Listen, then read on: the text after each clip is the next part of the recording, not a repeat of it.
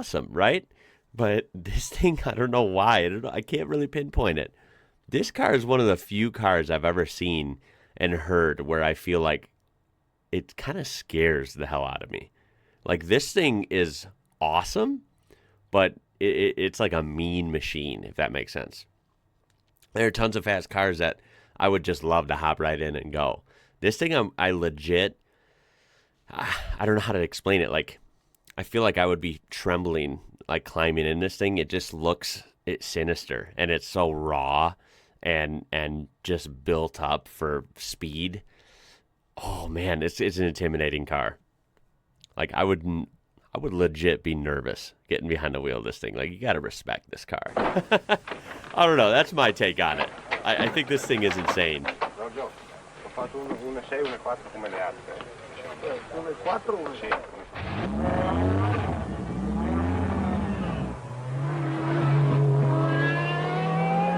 Dude, this sounds... Oh my God.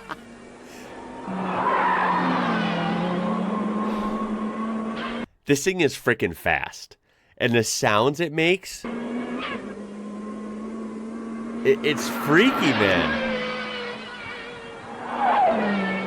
Sounds like chaotic.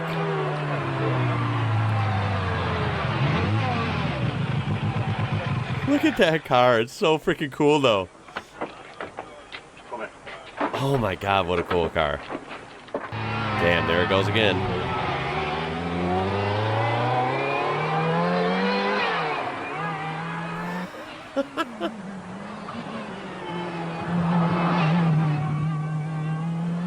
Jeez.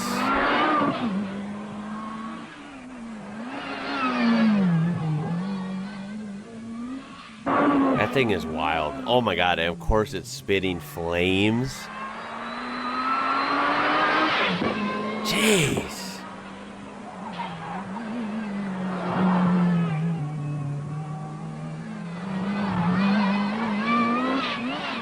That thing is freaky, I'm telling you. What a raw machine. Jeez.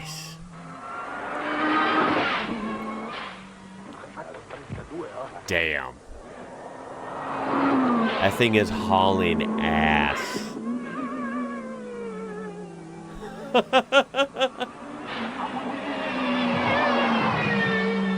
Well, whoever hopped in it for this run is driving the hell out of this thing. And they are braver than I think. Damn, dude.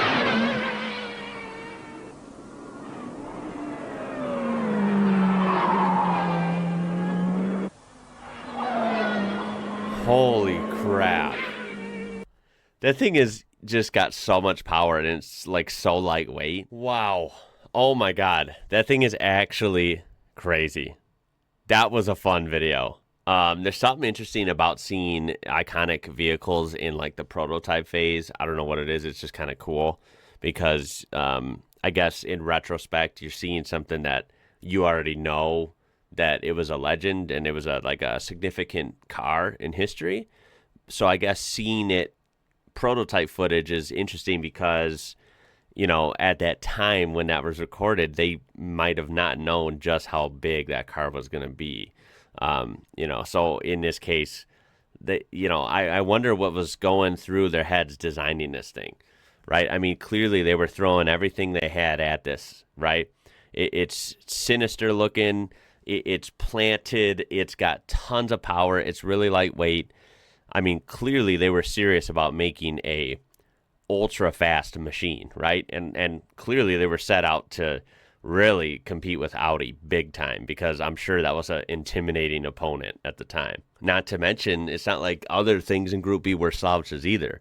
You know, Peugeot, Renault, Ford, you know, there's tons of players in the game. And it was just, you know, the more I see, the more I have fun with it. It's always fun. Group B and that whole era, really the 80s with a lot of motorsports, Formula One included, you know, NASCAR, you could even argue from the American side, of course, rally, right? And I'm sure various other sports. It was just a crazy time. and really good era for motorsports overall. It was like all these motorsports were at a point where they were being unleashed right before, the rope got tightened again towards the 90s, right? It was like this tiny window of like, go all out, right? Make the most raw race car you can and throw everything you got at it. Some pretty cool comments on this one. To be fair, this black noisy thing is the fuel of every boy's dream. You may have had an F40 poster on your wall. I had a 164 scale S4 on my shelf. Do you hear the noises it makes? Wastegates popping, screaming compressor, just mind-bending. Totally agree. This thing is mind-bending. It's a freaky car in the best way. I did not have one of these on my wall because I didn't know what it was until, a year or two ago. What car did you have on your wall if you were a car guy ever since you were little?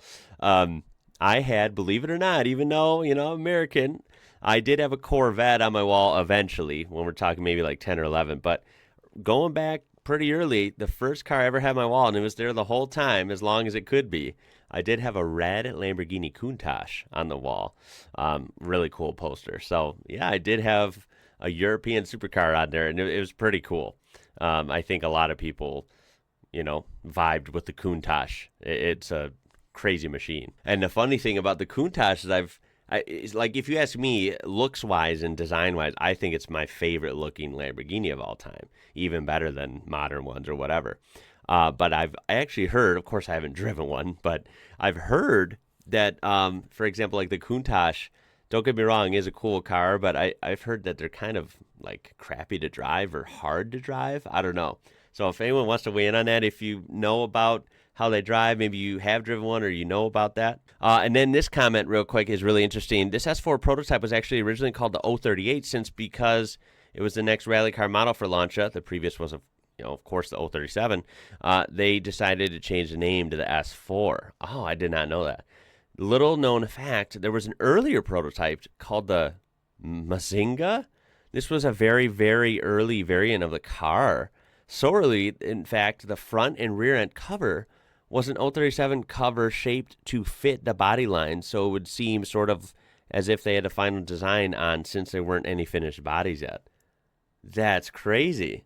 After testing, this variant had heat and exhaust issues along with power increase being so great that they needed to upgrade to four-wheel drive. Yes, the Mazinga prototype was rear-wheel drive. Oh my God, this car in rear-wheel drive, it's already dangerous enough. Holy smokes, no way. See what happens when we look up the Mazinga. Oh my God. There it is. What a freak. So there's the 037. God, that is awesome as hell, too, in my opinion. Okay, so I don't think that yellow one was it. Here's maybe what we're looking at. 037 Mazinga. Maybe this was super early transition into the S4 then, if we look at this. Wow, that's pretty freaking neat. Wow. Imagine this being rear-wheel drive with all that power. And then, of course, it turned into that. Well, that was an action-packed ride. I hope you enjoyed that one. Got a little bit of adrenaline in me from that. That is just a sick-ass car. I freaking love rally. I say it every time I cover rally. I love it. And discovering these cars is just really something else. Where does the Delta S4 rank for you in your list of favorite rally cars? You'll have to let me know. That's all I got for you in this one, guys. Keep up your awesome suggestions. I do appreciate you being here, even on the weekend. My name is Ian. You're watching IW Rocker. Until next time, y'all. Catch you later.